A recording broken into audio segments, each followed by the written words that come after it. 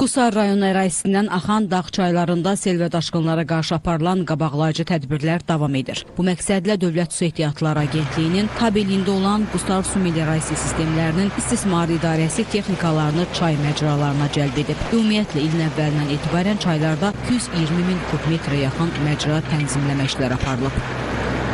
Sentyabr ayının son günlərində yağan leysan xarakterli yağışlar nəticəsində Qusar çayında, o cümlədən rayon ərazisindən keçən Samur çaylarında suyun səviyyəsi həddindən artıq qalxmışdır. Ona görə daha biz qabaqlayıcı tədbirlərimizi görərək texnikalar vasitəsilə həmin suyun maneəsiz axıdılması tədbirlərini görürük. Yəni bu tədbirlər il ərzində tədbirlər planında nəzərdə tutulmuş həcmdə görülür.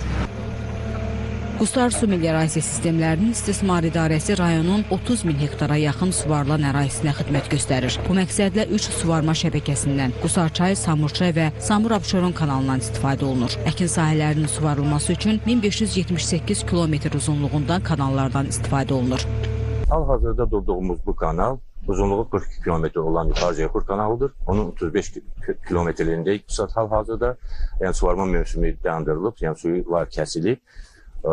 Lirdən və Kolkusdan təmizləmə işləri aparılır.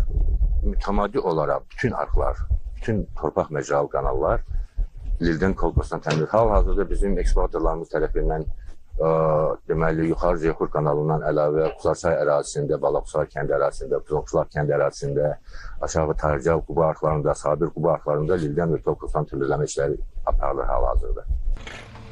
Görülən meliorativ tədbirlər nəticəsində əkin sahələri normal suvarılır. Məhsuldarlıq isə ildən ilə artır. Bunu fermerlər də təsdiq edir. Biz bu ərazilərdə meyvəçiliklə ilə məşğuluq. Super intensiv bağlarımız var.